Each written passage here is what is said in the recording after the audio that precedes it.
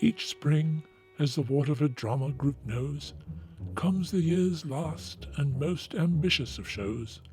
But this time, a change from the usual fare. For the chosen production, a divergent flair. No fiddler, no Grease, no traditional musical. No, sir, not at all. This year 'twould be Seussical!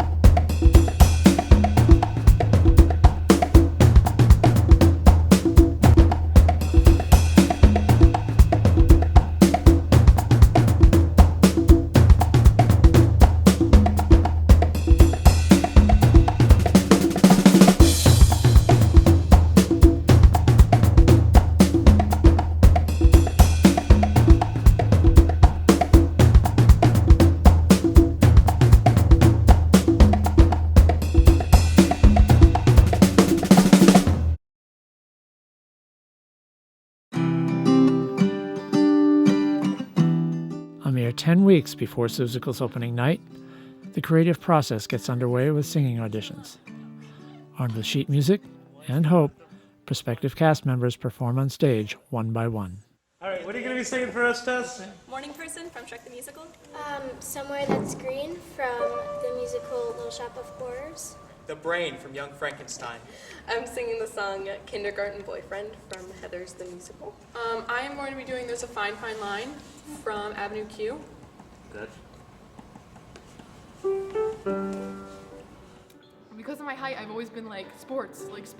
I've done soccer, basketball I'm in right now, and I'm a junior and I'm not doing softball this year. And instead, I am doing this because I've always loved musicals and I love the drama productions here at Waterford. Shane Valley, who directs all Waterford drama shows, explains the audition process. And so we had the students prepare a song, a Broadway song of their choice that showcased them doing lyric singing, which is more long, flowing kind of passages and nothing short and choppy and too fast and too out of the norm, because a lot of the singing in Seussical is lyric singing, even though the characters are very quirky and big and bold and weird. Hopefuls gather in the band room before going on stage.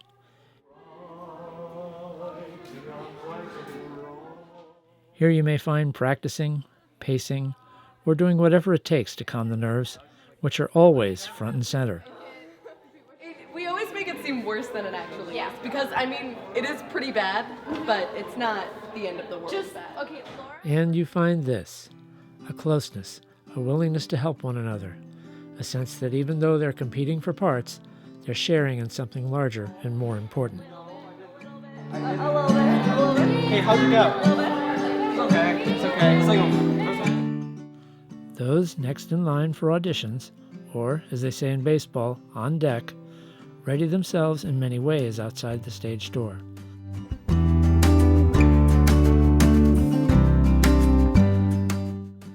They may even have company, listening and pulling for a friend. Tess, a veteran of many Waterford drama shows, explains what happens next. Well, you go in, you hand Shane your orange form, and you hand Mike the purple form as well as your music. Mike will look over it, usually make a comment of some sort, whether he knows it or doesn't know it or whatever. He asked me for my tempo. I sang a little bit of it, and then you go. Mike is Mike McCarthy, Seusical's musical director, as adept with young talent as he is with a keyboard.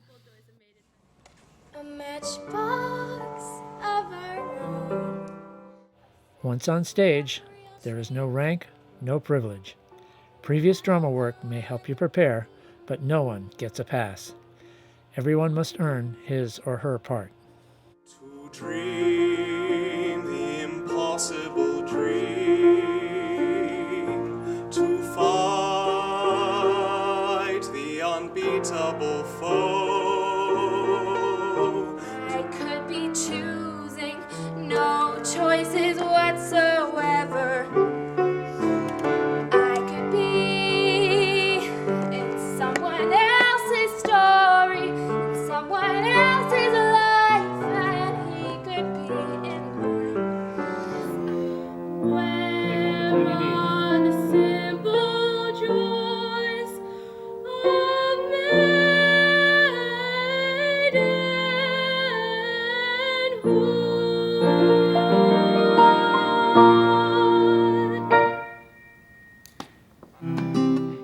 Reactions afterwards may be stoic or emotional.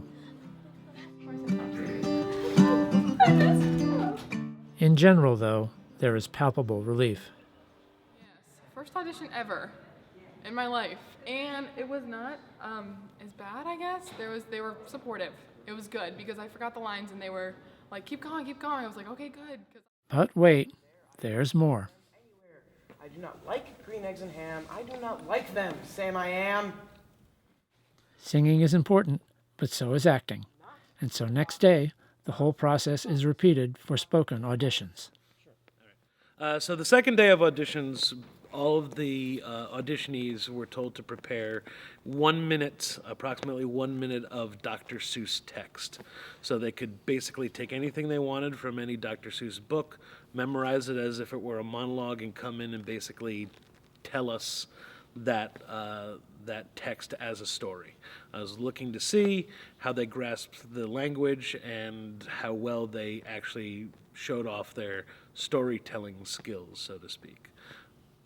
Congratulations! Today is your day. You're off to great places. You're off and away.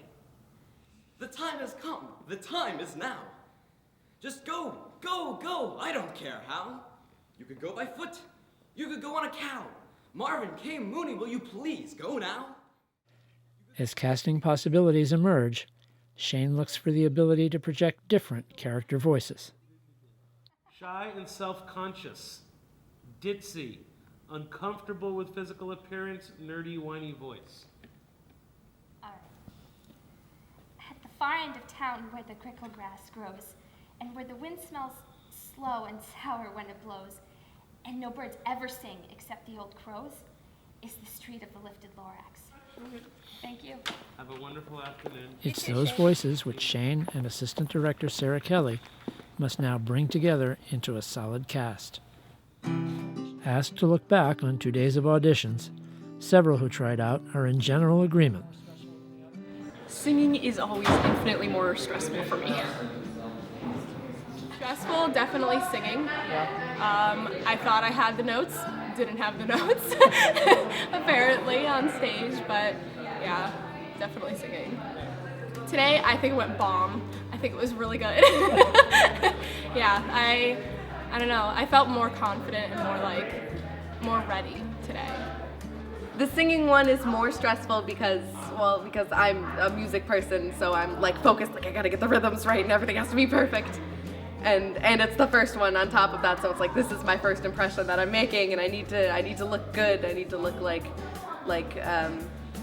I'm here to like be a part of this and work really hard. Kind of. Still, the stress doesn't end there. It's one thing to get the right actors for a cast. It's another to get the right parts for the actors. For that, there's day 3, callbacks. Callbacks.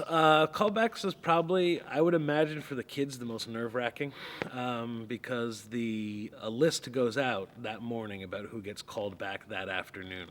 So they really don't have any time to prepare ahead of time, other than we tell them that callbacks are almost always songs from the show. So they come in and it's very fast-paced, and they usually have no idea what myself and the music director are looking for.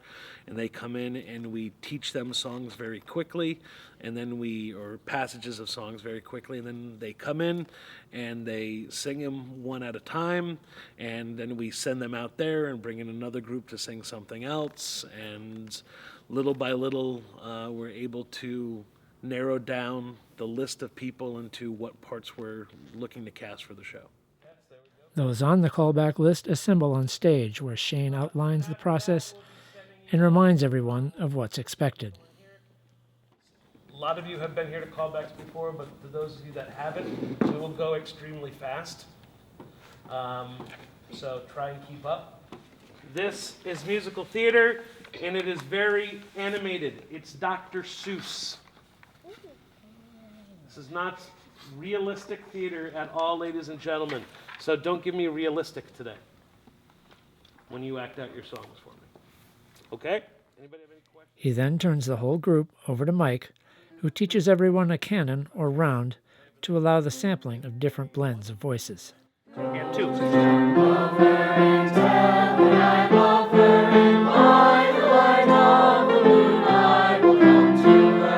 Good. Any huge issues so far? Same thing, please. Jump over and tell her I love her, and by the light of the moon I will come to her. Jump over and tell her I love her,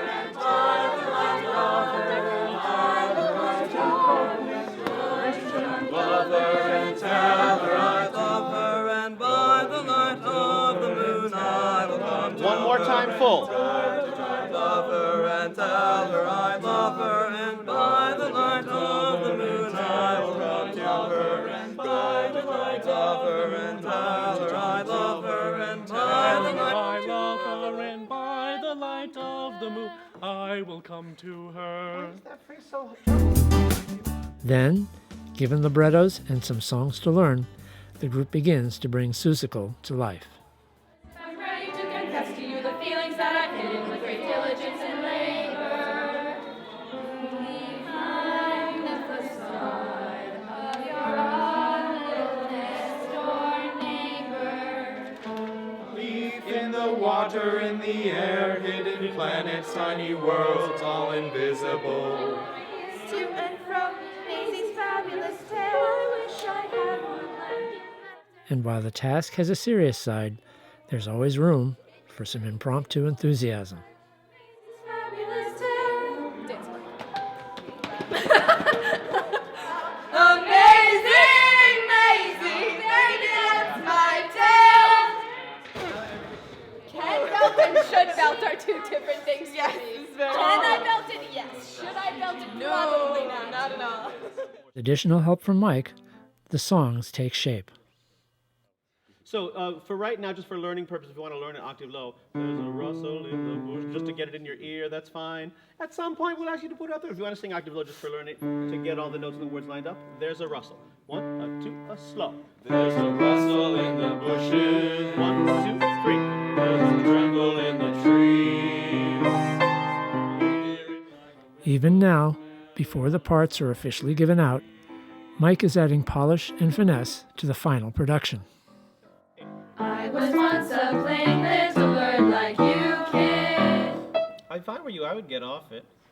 You, kid, is a lot sexier than kid. But that's your choice.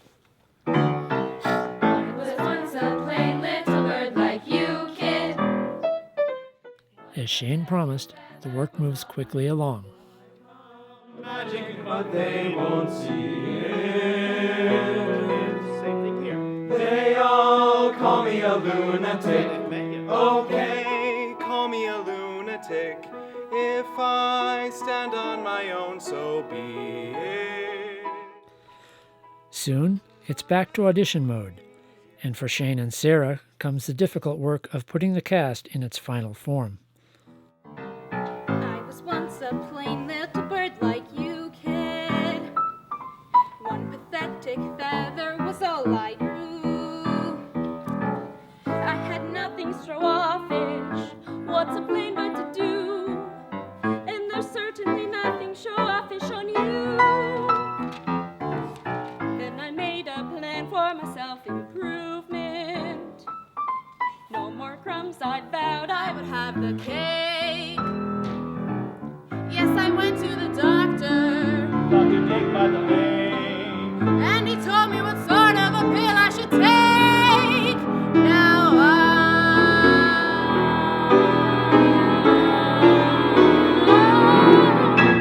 amazing Maisie, as feathered can be now. Amazing Maisie, it was all for sale. The piano goes quiet. The actors go home. Mike, Shane, and Sarah compare notes on everything they've seen and heard, and by morning, the cast will be set for WATERFORDrama's newest production.